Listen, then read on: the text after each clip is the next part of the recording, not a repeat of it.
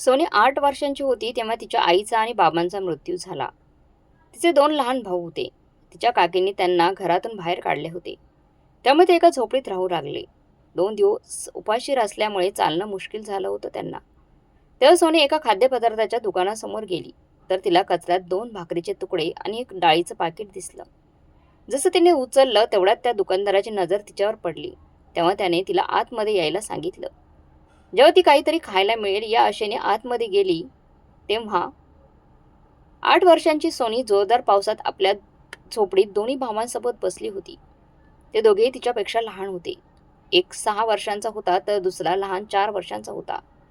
दोघे आपल्या बहिणीसोबत घाबरून तिला पकडून बसले होते. पाऊस तर अशा प्रकारे पडत होता की आज तो सर्व काही नष्ट करेल. गडगडणाऱ्या ढगामुळे तिन्ही मुले घाबरून एकमेकांचा आधार शोधत होती. त्यात वरती खूप कठीण ठिकाणी छद्र पडलेली होती. त्यातून पाणी पडत होतं. तिन्ही मुले एका खाटेवर बसली होती. अश्रू तिघांच्याही डोळ्यातून सतत वाहत होते. दोघे भाऊ सोनूपेक्षा लहान होते, म्हणून ते हमसून हमसून रडत होते. एक सोनी होती, ती फक्त अश्रू गाळत होती. भीती तर तिला सुद्धा वाटत होती. पण जर ती सुद्धा रडायला लागली असती तर लहान भावांना हिंमत कोण देणार होतं? ते दोघेही आपल्या बहिणीच्या मिठीत अशा प्रकारे बसले होते की जणू काही सोनी त्यांची 8 वर्षांची बहीण नाही तर त्यांची आईच आहे आणि ती त्यांना वाचवेल. दोघे रडतच म्हणत होते की ताई, हा पाऊस कधी थांबेल? आम्हाला खूप भीती वाटत आहे. सोनी म्हणत होती, लवकरच थांबेल बाळांनो, तुम्ही काय एवढे घाबरत आहात? बघा ना, पाऊस किती चांगला असतो. आपली आई सुद्धा म्हणायची की पावसाला घाबरायचं नाही, ही तर देवाचीच कृपा असते. सोनाली आपल्या आईचं बोलणं आठवलं तिला. तेव्हा ती आपल्या दोन्ही भावांना त्याच गोष्टीने सांत्वना देऊ लागली. परंतु जेव्हा पावसाचा जोर वाढवू लागला, ढग गरजू लागले, तेव्हा दोन्ही भावांचं हृदय जोरजोरात धडधडू लागलं होतं. एकदा तर एवढा मोठा गडगडाट झाला की सोनीचा सुद्धा थरकाप झाला होता. असे वाटत होते की आता वीज त्यांच्यावरच पडणार आहे. एवढी भयानक रात्र होती ती. आणि एवढ्या जोरदार पावसामुळे ती तिन्ही मुले संपूर्णपणे भिजून गेली होती. पावसामुळे वातावरण चांगलाच गारवा पसरला होता. त्यामुळे अंग थंडीने कापत होतं. परंतु अशा परिस्थितीत सुद्धा त्यांच्याकडे अंगावर ओढण्यासाठी कोणत्याही प्रकारचं ब्लँकेट अथवा घोंगडी किंवा चादर अशी काहीही वस्तू नव्हती. कोणतीही छत्र नव्हती किंवा गळणाऱ्या पाण्यापासून बचाव करण्यासाठी दुसरे कापड नव्हते. फक्त ही एक छोटीशी झोपडी होती, परंतु ती त्यांचा पावसापासून बचाव करू शकत नव्हती. तिने अनाथ मुलांना एकमेकांशिवाय दुसरा कोणाचाही आधार नव्हता.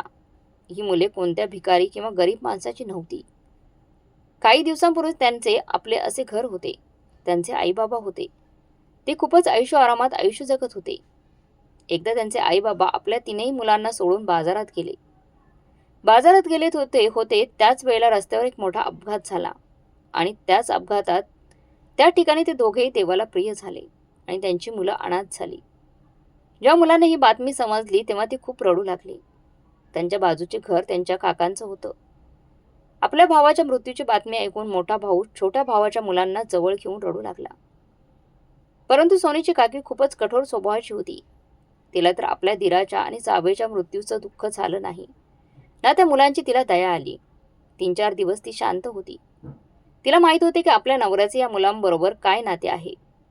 त्याने त्या तिन्ही मुलांना आपल्याजवळ ठेवले होते. एवढंच काय तर जेवण सुद्धा ते आपल्याच हाताने त्यांना भरवत होते. तो त्यांना म्हणायचे की मी आता तुमचा बाप आहे. तुम्ही निर्धास्तपणे राहा. तुम्हाला कोणतीही काळजी करण्याची गरज नाही. परंतु सोनीच्या काकीला हे कसं मान्य होणार होतं की तिचा नवरा आपल्या मुलांना सोडून भावाच्या मुलांवर प्रेम करून त्यांना हाताने जेवू घालत होता. कसं तरी 15 दिवस निघून गेले. तेव्हा सोनीची काकी आपल्या नवऱ्याला म्हणाली की ह्या मुलांना इथून चालते करा. मी यांना आपल्या घरात सहन करणार नाही. हे ऐकताच सोनीच्या काकाने तिच्या काकीसोबत वाद घालणे चालू केले होते. त्याचं म्हणणं होतं की मी त्यांना का घराबाहेर काढू? आपल्या घरातून का काढू? ते बिचारे एकटेच आपल्या घरात कसे राहू शकतील? तेव्हा सोनीची काकी म्हणाली, ते घर सुद्धा त्यांचं नाहीये. अरे तो तर तुमचा भाऊ होता. तो मेल्यानंतर त्यांचं सर्व काही तुमचं झालं आहे. या मुलांना घरातून बाहेर काढून द्या. आणि आपली स्वतःची सुद्धा मुले आहेत, त्यांचा सुद्धा तुम्ही विचार करा. तो म्हणाले, ही सुद्धा आपलीच मुलं आहेत ग. खबरदार, जर माझ्या अनाथ पुतणीला आणि पुतण्यांना जर काही बोललीस तर मी तुला घटस्फोट देऊन घरातून बाहेर काढेल. हे ऐकून सोनीची काकी थोडा वेळ शांत राहिली होती, कारण उगाच रागात येऊन आपल्या नवऱ्याने आपल्याबरोबर घटस्फोट घ्यायला नको. परंतु हळूहळू सर्वात अगोदर तिने सोनीचे स्कूलला जाणं बंद केलं. तिचं म्हणणं होतं की माझ्याकडून घरातील सगळी कामे होत नाहीत, म्हणून तू आजपासून शिकवण्यासाठी जाऊ नकोस. माझ्यासोबत घरी राहून मला कामात मदत करशील तू. आता 8 वर्षांची सोनी आपल्या काकीबरोबर घरी राहून घरातली छोटी मोठी कामं करू लागली होती. परंतु जसा सोनीचा काका घरी यायचा तेव्हा सोनीचं काकी त्या तीनही मुलांवर खूपच प्रेम असल्याचं नाटक करायची. एकदा सोनीचे काका कोणत्या तरी महत्त्वाच्या कामासाठी दुसऱ्या शहरात निघून गेले होते. तेव्हा तिच्या काकीकडे चांगली संधी आली होती की आता मुलांना धक्के मारून घराबाहेर काढूयात. तेव्हा त्या काकीने त्या अनाथ मुलांची थोडीसुद्धा तिला दया आली नाही. मध्यरात्रीची वेळ होती जेव्हा सोनीच्या काकीने त्या तिघांनाही धक्के मारून घराच्या बाहेर काढले होते. त्या मुलांना जेवणसुद्धा दिलं नव्हतं. तीनही मुले रडत होती. आपल्या काकीसमोर हात जोडून विनंती करत होती की काकी, देवासाठी आम्हाला घरातील एखाद्या कोपऱ्यात राहू दे, आम्हाला जागा दे, पण घरातून आम्हाला बाहेर काढू नको. पण ती कठोर मनाची महिला एखाद्या क्रूर माणसापेक्षा काही कमी नव्हती. त्या अनाथ निष्पाप मुलांना तिने धक्के देऊन घराबाहेर काढलं. ते त्याच दरवाजा बाहेर रडत बसले. सतत दरवाजा वाजवत होते. देवाजवळ प्रार्थना करत होते की काकी आत्ता येईल आणि आम्हाला घरामध्ये घेऊन जाईल. पण सोनीच्या काकीने तर घराला सुद्धा कुलूप लावले होते, कारण त्यांनी त्यांच्या घरी सुद्धा जाऊन राहू नये. काकीची पहिल्यापासून त्या घरावर नजरच होती. परंतु सकाळी सकाळी जेव्हा काकीने दरवाजा उघडला तेव्हा ती तीनही मुले गेटजवळ झोपली होती. तेव्हा ती खूपच काळजीत पडली. जर ही मुले इथूनच गेली नाहीत आणि त्यांचा काका जर आला तर तो मला मारेल. काकी, तू माझा अनाथ पुतणीला की काम तू माझ्या अनाथ पुतणीला आणि पुतण्यांना बाहेर रस्त्यावर झोपवलंस?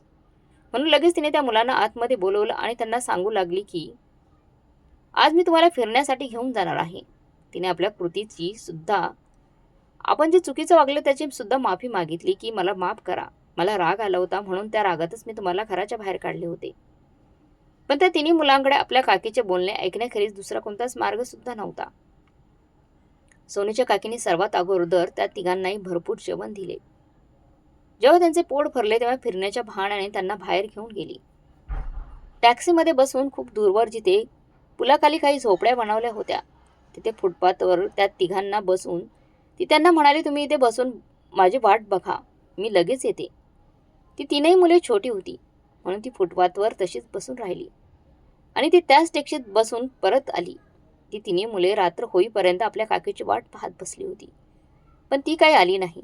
जेव्हा जास्तच रात्र झाली तेव्हा सोनीचे दोन्ही भाऊ रडू लागले. ते सोनीला विचारत होते की काकी अजूनपर्यंत का आली नाही. सोनू समजून गेली होती.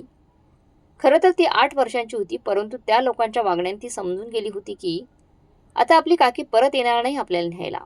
ती मुद्दामहून आपल्याला एवढ्या दूरवर सोडून निघून गेली आहे, कारण आपण घरी परत जायला नको.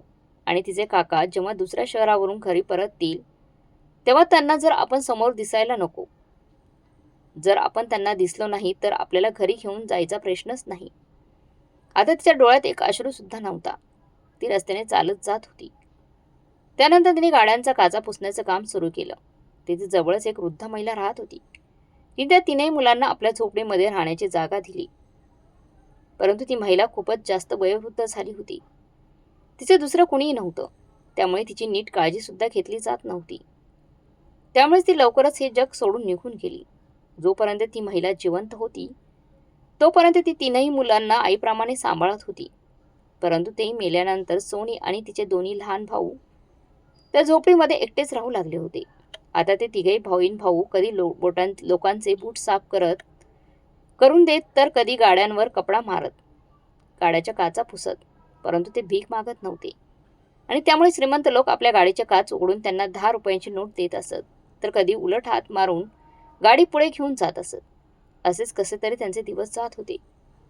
कधी खाण्यासाठी पैसे असायचे तर कधी ते सुद्धा नसायचे. आणि ज्या दिवशी खाण्यासाठी पैसे नसायचे त्या दिवशी सोनी कचरा कुंडीवर जाऊन आपल्यासाठी आणि आपल्या भावांसाठी कुणी काही फेकून दिलेले खाद्यपदार्थ आणून त्यावर भूक भागवत असायची. त्यांचं आयुष्य असंच पुढे सरकत होते. परंतु दिवसेंदिवस पोट नीट न भरल्यामुळे त्यांची अवस्था खूपच खराब होत चालली होती. सोनीचा चेहरा अगदी गुलाबासारखा फुललेला असायचा. ती त्यांच्या खानदानातील सर्वात सुंदर मुलगी होती, पण काळाच्या थपडीने आणि भुकेने तिचा रंग आता सावळा झाला होता. तिचे दोन्ही छोटे भाऊ आता सतत आजारी राहू लागले होते, कारण रोज रोज त्यांना व्यवस्थित जेवण मिळत नव्हतं. कधी त्यांना कचऱ्यावरून जेवण उचलून खावं लागत होतं. कितीतरी वेळा ते जेवण खराबच असायचं. त्याचा काही ना काही परिणाम त्यांच्या शरीरावर तर होणारच होता. आपल्या लहान भावाची तब्येत खराब होताना पाहून सोनी सुद्धा खूप काळजीत राहू लागली होती. तिच्याकडे एवढे पैसे सुद्धा नव्हते की ती जाऊन त्यांच्यासाठी औषधे घेऊन येऊ शकेल. त्यातच त्या जोरदार पावसाने त्या दोघांची तब्येत अजूनच खराब झाली होती. सोनी सुद्धा लहानच होती. ती काही एवढी मोठी नव्हती. शेवटी ती तरी किती हिंमत करणार. पूर्ण रात्र पाऊस पडत होता. आता पावसाचा एक एक थेंब त्यांच्या अंगावर पडत होता आणि डोळ्यातील अश्रू डोळ्यात साठवून ती लहान बाळे झोपली होती. सकाळी कुठे पाऊस थांबून सूर्यप्रकाश आला होता. सकाळी जेव्हा सूर्यकिरणे त्या मुलांच्या चेहऱ्यावर पडली तर सोनी आणि तिचे दोन्ही लहान भाऊ पूर्णपणे भिजून गेले होते. सूर्यकिरणाच्या त्या उभेमुळे त्यांना थोडी का होईना गरमी मिळाली होती. त्यांना थोडेसे बरे वाटले होते. त्या सूर्यकिरणांच्या प्रकाशामुळे सोनी हडबडून जागी झाली. डोळे उघडून पाहिले तर तिचे दोन्ही भाऊ तिच्या मांडीवर डोके ठेवून झोपले होते. परंतु अजूनही त्यांचे शरीर थंडीने कापत होते. ते तिला पाहवले नाही म्हणून ती रडू लागली. दोन्ही भावांना उठवू लागली.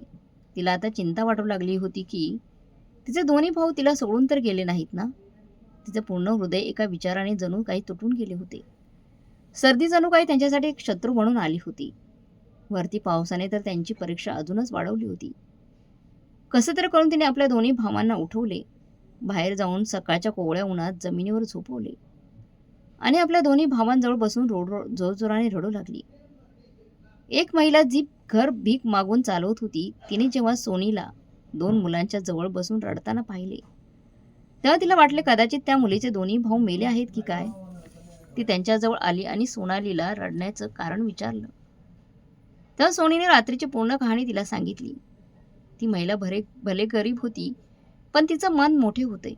तिने भीक मागून जमवलेल्या पैशामधील काही पैसे सोनीकडे दिले आणि म्हणाली, जाऊन औषध घेऊन ये. मी तोपर्यंत तुझ्या भावांना उठवण्याचा प्रयत्न करते.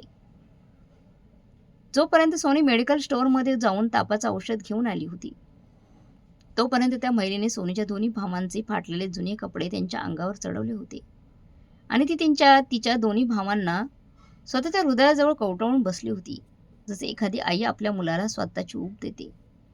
त्या मुलांना पण असे वाटू लागले कदाचित त्यांच्या आईच आली आहे. ते आता आई आई करत उठून बसले होते. पण त्यांनी पाहिले तर कोणी दुसरीच महिला होती.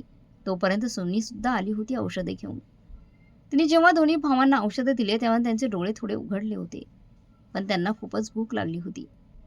लहान 4 वर्षांचा भाऊ सोनाली म्हणाला, ताई मला खूप भूक लागली आहे.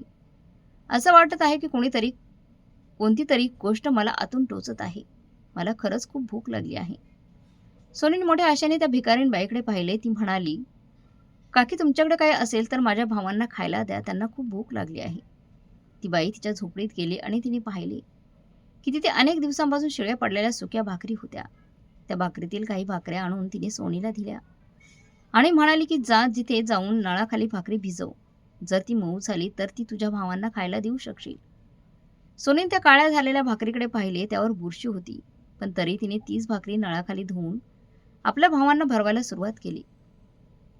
पोटात भाकरी जाता तिच्या भावांची तब्येतही थोडी सुधारली होती, पण फक्त सोनी अजूनही भुकेली होती. तिने दोन्ही भावांना तिथे झोपडीत आराम करण्यास सांगितले आणि ती स्वतः जाऊन रस्त्यावर उभी राहिली. कधी ती जवळून जाणाऱ्या लोकांचे बूट साफ करायची तर कधी गाडीची काच. पण आज तर तिच्या हातावर 10 रुपये कोणी ठेवत नव्हते. भुकेमुळे तिला चक्कर येऊ लागली होती. ती 2-3 वेळा खाली पडली होती. ती रस्ता सोडून जवळच्या दुकानात गेली. लोकांकडे हात पुढे करून म्हणाली, कृपया मला काहीतरी खायला द्या. मी गरीब भिकारी नाही. माझे वडील खूप श्रीमंत होते. आमचं घरही मोठं होतं. कशाची कमतरता नव्हती. माझ्यावर विश्वास ठेवा. जेव्हा जेव्हा कोणी भिकारी आमच्या दारात आला तेव्हा तो कधीच रिकाम्या हाताने परतला नाही. पण आज माझ्यावर वाईट वेळ आली आहे. मला काहीतरी खायला द्या, नाहीतर मी मरेन. ती चिंतेने स्वतःची व्यथा लोकांसमोर मांडून प्रयत्न करत होती की कदाचित तिची व्यथा ऐकून लोक तिला मदत करतील. पण तिथे बसलेल्या लोकांमध्ये काही जण सिगारेट ओढत होतं तर काही जण मिशा पिळत होतं, जे सोनीकडे अतिशय तुच्छ नजरेने बघत होते आणि म्हणत होते, जर तू श्रीमंत बाबाची मुलगी आहेस तर आम्ही या देशाचे पंतप्रधान आहोत. इथून जा आणि ही गोष्ट दुसऱ्याला कोणाला तरी रंगवून सांग. आजकाल भिकारी सुद्धा भीक मागण्यासाठी नवनवीन युक्त्या वापरतात. सोनी अपमानित होऊन तिथून पुढे सरकली. संध्याकाळ झाली होती. घरात तिचे भाऊही उपाशी होते. तिला एका बाजूला खाद्यपदार्थांची गाडी दिसली. संध्याकाळची वेळ होती आणि ती गाडीवर चपाती, डाळ, भाजी वगैरे बनवत होता. सुगंध इतका छान होता की सोनीच्या तोंडाला पाणी सुटले. ती त्या खाद्यपदार्थांच्या गाडीच्या दिशेने निघाली. तिला वाटत होतं की त्याला सांगावं की मला एक भाकरी खायला दे. मला खूप भूक लागली आहे, पण याआधी तिने लोकांसमोर जाऊन हे सांगितले होते. सगळे तिला ओरडले होते. म्हणूनच ती मुकाट्याने त्या गाडीवाल्यापासून थोडी दूर उभी राहून पाहू लागली. त्या खाद्यपदार्थांच्या गाडीच्या बाजूलाच कचऱ्याचा खूप सर्व पिशव्या पडल्या होत्या. नक्कीच त्याने खराब झालेले जेवण वगैरे फेकून दिलं असेल.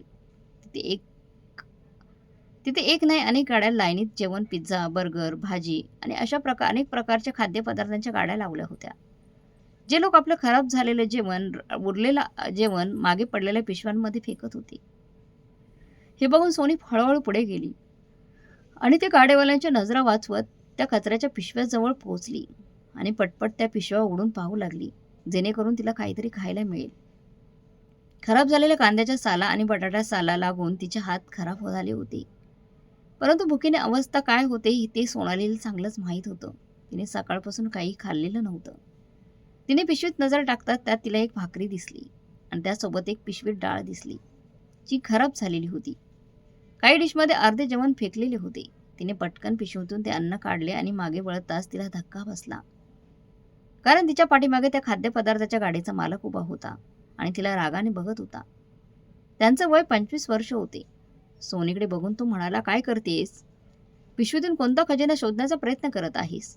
त्यामुळे सोनी घाबरली आणि तिने भाकरी आणि डाळ स्वतःच्या मागे लपवून ठेवली आणि म्हणाली की ते काही नाही, मला भूक लागली होती. मी एक गरीब मुलगी आहे, म्हणून मी कचऱ्यातून अन्न चोरून खाऊ लागली होती. त्या मुलाने सोनीकडे लक्षपूर्वक पाहिलं. मग म्हणाला, कचऱ्यातून का चोरून खातेस? मला सांग, मी तुला चांगलं जेवण देईन. सोनीच्या चेहऱ्यावर हसू पसरले होते. ती एक निरागस मुलगी होती. त्या व्यक्तीची युक्ती समजू न शकल्याने तिने ताबडतोब अन्न तिथे ठेवले आणि म्हणाली की तुम्ही मला खरोखर चांगलं अन्न द्याल, माझ्यासाठी आणि माझ्या 2 भावांसाठीही. सोनाली थोडी सहानुभूती मिळाल्यावर ती खूप खुश झाली आणि नंतर रडत रडत ती उघड्या पुस्तकासारखी त्या व्यक्तीला सर्व काही सांगू लागली. रडत रडत म्हणाली की तू मला आणि माझ्या भावांनाही खायला देशील? तो मुलगा खूप विचित्र हसला आणि तो म्हणाला, हो हो, का नाही, चल माझ्याबरोबर, मी तुला पोटभर खायला देईन. असं म्हणत त्याने आजूबाजूला एक नजर टाकली आणि मग सोनीचा हात धरून तिला समोरच्या दुकानात घेऊन जाऊ लागला. सोनी त्या व्यक्तीसोबत दुकानात गेली. त्या दुकानात खाण्यापिण्याची कोणतीही सोय नव्हती. तिने वळून त्या व्यक्तीकडे पाहिले आणि म्हणाली, दादा, इथे खायला काही नाही, मी काय खाणार? त्या व्यक्तीने हसून सोनीकडे पाहिले आणि नंतर तिच्या डोक्याला हात लावून तिच्या गालावरून येऊन तिचा खांदा धरला आणि म्हणू लागला, इथे बस, मी तुमच्यासाठी जेवण घेऊन येतो. माहीत नाही का, परंतु सोनीला आता थोडी बेचैनी होऊ लागली होती.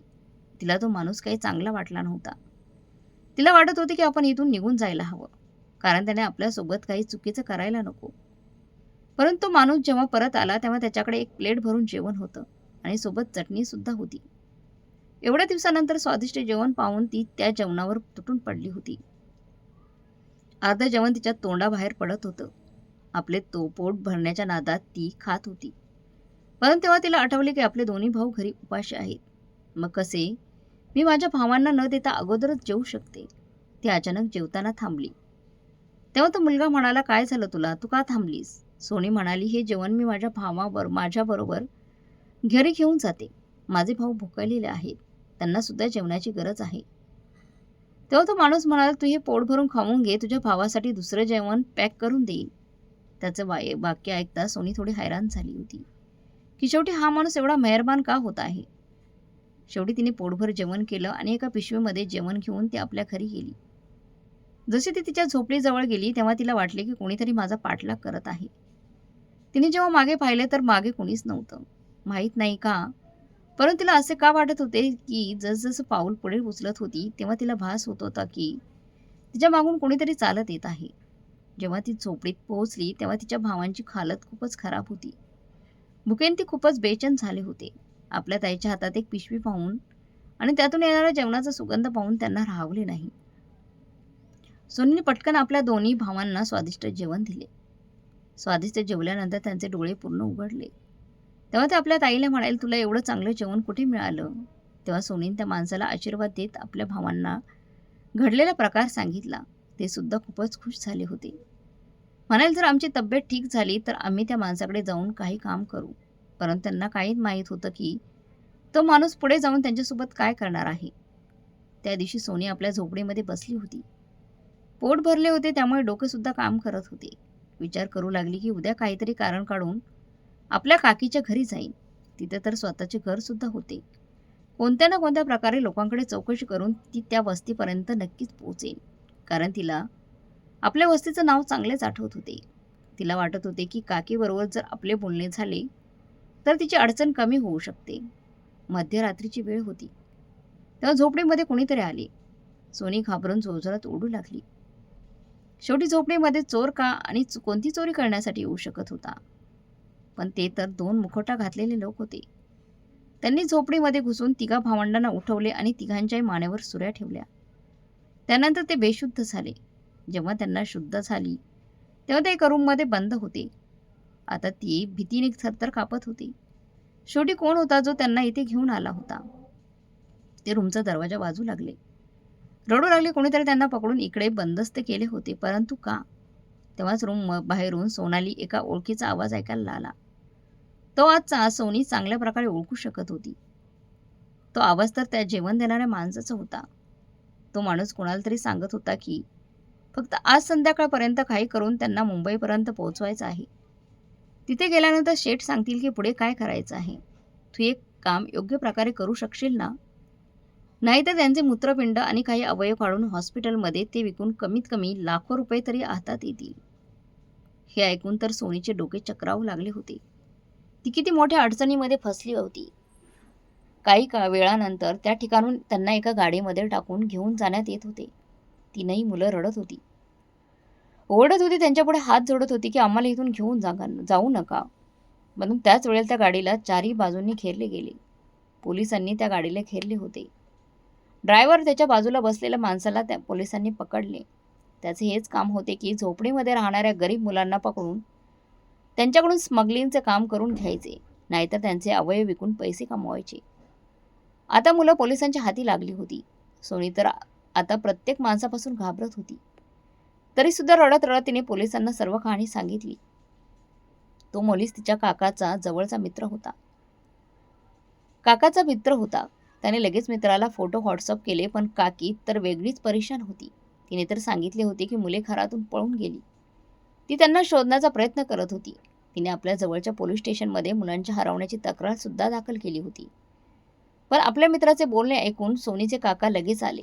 मुलांना पाहून त्यांनी लगेच आपल्या जवळ त्यांना घेतले आणि त्यांचे चुंबन घेऊ लागले. 5 महिन्यांमध्ये त्यांची अवस्था तर खूपच बदलून गेली होती. सोनीने रडत रडत सगळं काही आपल्या काकांना सांगितले. तेव्हा तिच्या काकांना खूपच राग आला होता काकीचा. घरी जाऊन त्यांनी आपल्या बायकोला घटस्फोट देण्याचा विषय काढला. तेव्हा सोनीची काकी लगेच त्यांच्या पायावर डोके ठेवून रडू लागली आणि म्हणाली, मला माफ करा. सोनीचे सुद्धा पायावर डोके ठेवून माफी मागू लागली. तेव्हा सोनीने आपल्या काकीला माफ केले.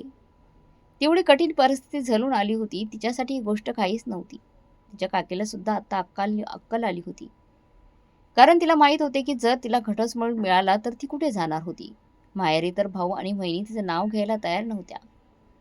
म्हणून मग तिने त्या मुलांबरोबरच वागणं बदललं. त्यांच्या पूर्ण शिक्षणाचा खर्च त्यांच्या काकांनी उचलला. मग वेळेनुसार तिघही भाऊ बहीण शिकून आपापल्या पायांवर उभे राहिले. आता त्यांना कोणावरही अवलंबून राहण्याची गरज नाही. म्हणतात ना, वेळेनुसार दिवस बदलतात. सोनीच्या काकीची मुलेही तिला नीट पाहत नव्हती. पण सोनीचे दोन्ही भाऊ आपल्या काका काकूंवर जीवापाड प्रेम करत होते. त्यांची काळजी घेत होते. मित्रमैत्रिणींना सोनीची काकी तिच्यासोबत आणि तिच्या भावांसोबत खूपच दृष्ट प्रवृत्तीने वागत होती. असे असताना सुद्धा सोनीने तिला माफ केले. हे योग्य केले का? की तिने तिला माफ करायला नको होतं?